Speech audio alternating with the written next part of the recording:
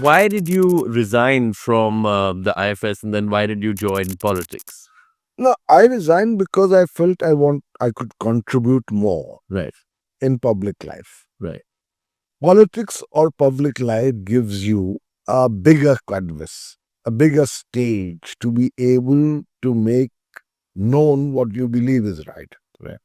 I felt a trifle constrained as a bureaucrat, and so I resigned. And I joined at that time Mr. Nitish Kumar. So that's my other question to you. Why a regional party and why not a national party? Why a regional party? In fact, that's a question asked to me by the BJP and the Congress also. Okay. So, and I have friends in both course. parties at that time and even now. I think one of the reasons for that was that Nitish Kumar at that time, and let me reiterate again, at that You're time, underlining at that time.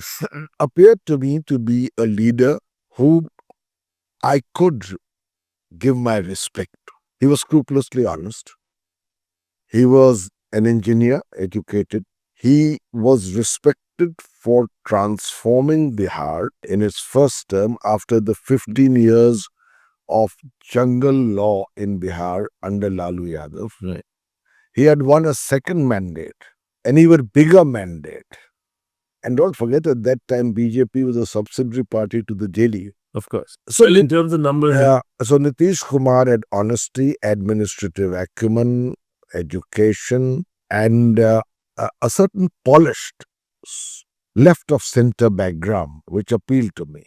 As importantly, I came from that region. right. Originally, many generations before, my family came from Sasaram, but our ancestral hometown in my own lifetime was Gazipur. Right. Is Gazipur. Now, Gazipur is across the Ganga from Bihar. Right. So when I first told him, when he asked me, Pavan ji, aap hai kahan se? So Nitish Kumar asked you that question. So I said Gazipur. So he said to me, wo to Bihari hua na? I said, nahi sir, UP hai.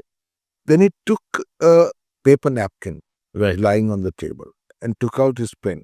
And he drew a map because of the Ganga, which separates eastern UP with Bihar. He said the border earlier was this. The British made this curve, which is why Gazipur now is in eastern UP and not Bihar. But culturally, it's the same belt. I have a lot of my family married into Bihar, as I have my family married into eastern UP and elsewhere. So there was that affinity. He gave me a lot of respect.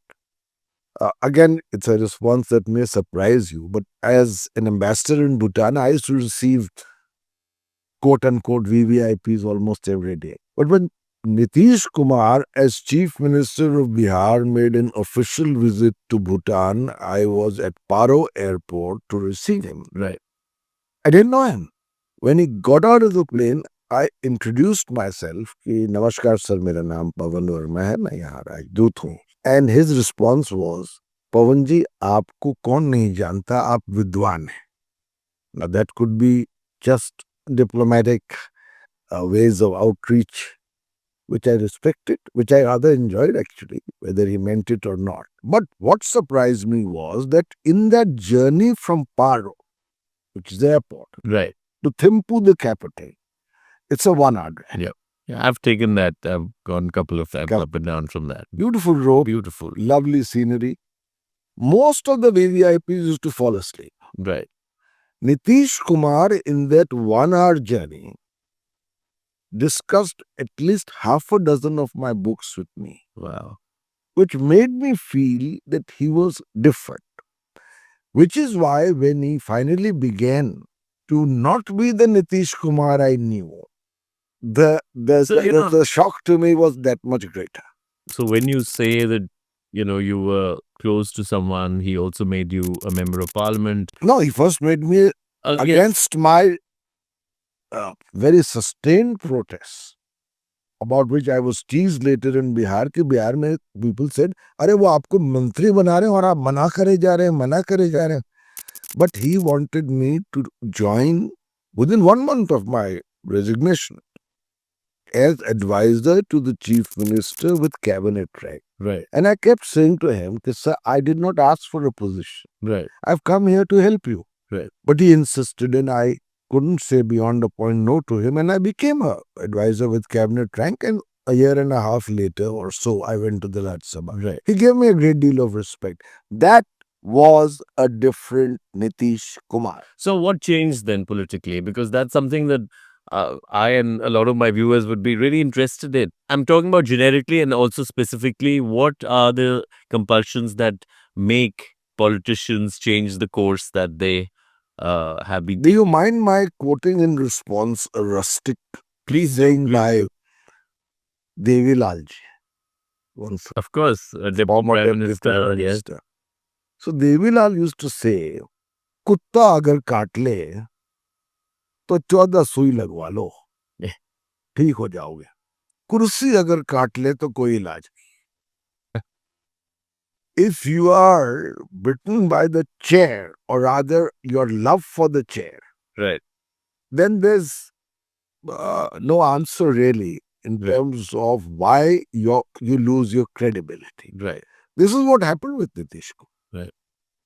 The overnight change to the BJP, when for the last 3 years, 4 years, he had taken a principled stand against, for good or wrong, bad reason, But he's done that against both Prime times, Minister. right? No. That was the first time. against Prime Minister Modi. Yeah.